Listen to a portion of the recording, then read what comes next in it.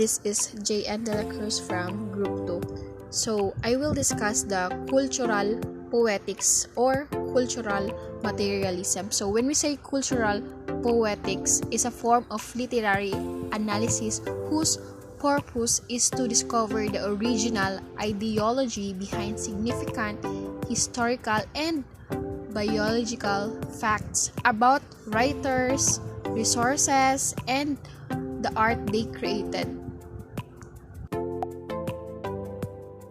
So, cultural poetics challenges history and declares it to be subjective, which means that history is written with bias from its interpreters. So, furthermore, cultural studies aims to recover lost translations in history that may be retrieved by divulging in suppressed historic, such as relocating literary text that was derived from culture by following the background from which the author may follow.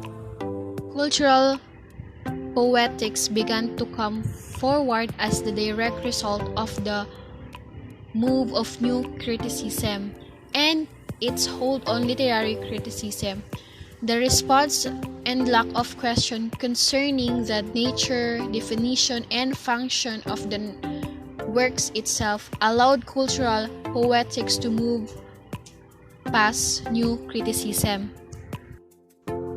One of the many problems cultural poetics faced was the struggle to find a way out of undecipherability, because the nature of reality and the interpretation of a text can alter the factors of the writer or the writing itself, which cannot lead to understanding.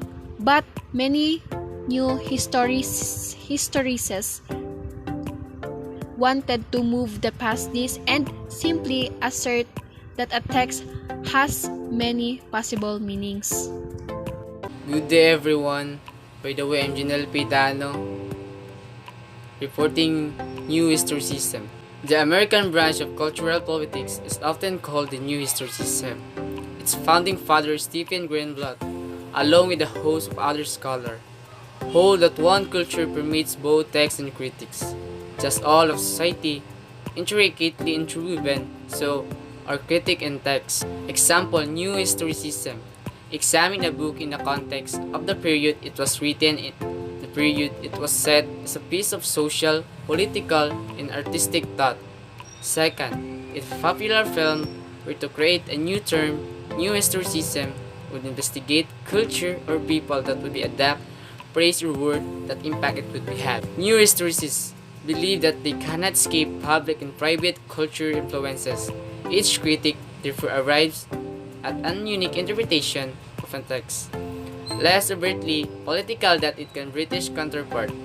New Historicism continues to be refined and redefined by its many practitioners.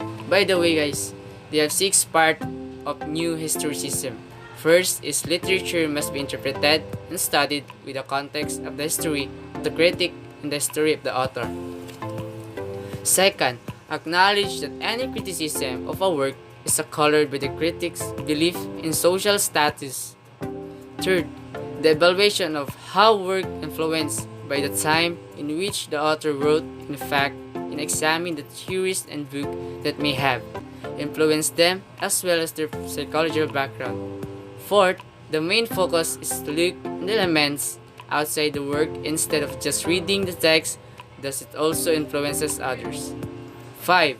Writers express their opinions and ideas within writing. And lastly, Stephen Greenblatt studied of the Renaissance, was well known as a major figure associated with the New Historicism. That's all, thank you.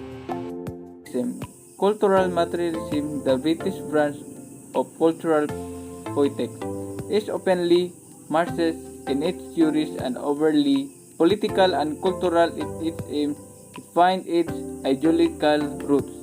In the writing of Marxist critic Louis Althusser and Raymond Williams, believing that literature can serve as an agent of change today. Word culture materials declare that any culture's hegemony is basically unstable. For literature produce change, critics most jury for read the works of the established canon against the grains. By so doing, the critic will expose the political uses of the text, basically meaning that the critic needs to uncover the social and politically might created by culture and history. This made them important figure in cultural materialism and helped debunk the social political might created by the bourgeoisie. History and overview. Cultural materialism as a literary, critical and practice is a Marxist inspired and mostly British approach to, in a particular, Shakespeare and early modern English literature and emerged and became prominent in 1980s. It emphasized on the history and the material condition of the production and reception of texts and remain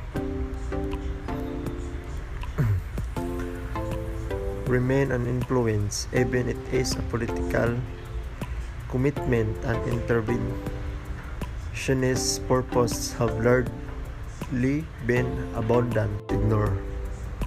While certain of its formulation would seem to ignore Michael Foucault, Louis Althusser, or other thinkers of the period, the main influence is the British literary and culture critic Raymond Williams and his of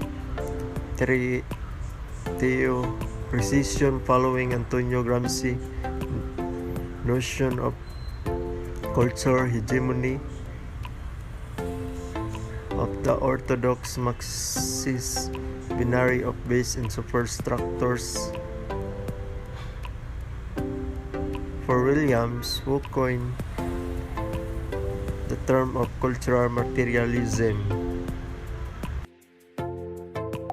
culture is neither the mere reflection of that base nor wholly dependent of it.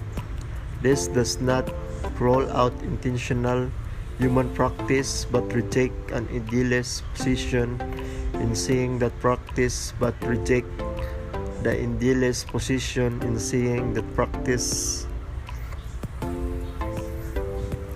of it. This does not rule our intention human practice but reject an idealist position and seeing that practice as inseparable from specific historical condition. Still, with a culture not wholly determined by the economic base, it play its own role in the construction and or reproduction and social totally and eventually becomes the site of ideological struggle. Next is the dominant hegemonic culture formation. We will thus find this declining residential formation and decent emergency camps or emergency ones or emergent ones. Cultural materialism focus on the ideological forces at work in Shakespeare and early modern literature, more generally in Shakespeare studies and contemporary restagings and representations in, for instance, secondary education and advertising of Shakespeare and his work. Cultural relativism is the ability to comprehend a culture on its own terms rather than making judgment based on one's own cultural standards. An ideology is a set of opinions or beliefs of a group or an individual. Very often, ideology refers to a set of political beliefs or a set of ideas that characterize a particular culture.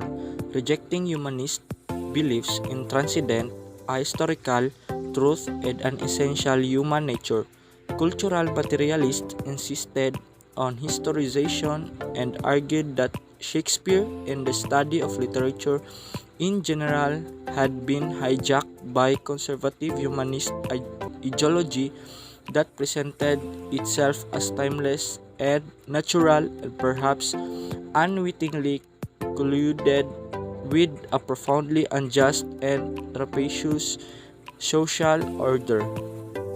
One of cultural materialism's main interests was social stratification in the way in which the dominant social order sought and seeks to legitimize itself, for instance, through the construction of socially marginalized groups as other, a practice that led to an early interest in issues of gender and race and would substantially contribute to the rise of queer studies, inspired by its belief that ideological hegemony is never absolute and that all ideology at some point contradicts itself. Cultural materialism reads text for signs of subversion, is another way of saying rejection. Cultural materialists explore a text's historical context, such as a church, state, etc. With close textual analysis, they find out and identified possibilities to reject, also known as subversion of that position. On a very basic level, cultural materialism has been equated with new historicism because both practices interpret literary texts as historical and cultural artifacts. Cultural materialism, as Jonathan Dillimore and Alan Sinfield described it in Political Shakespeare in 1985, studies the implication of literary texts in history, and it is therefore an historical or historicist approach to literature, emphasizing the importance of history as a shaping force of literary texts and the importance of literary texts in shaping history.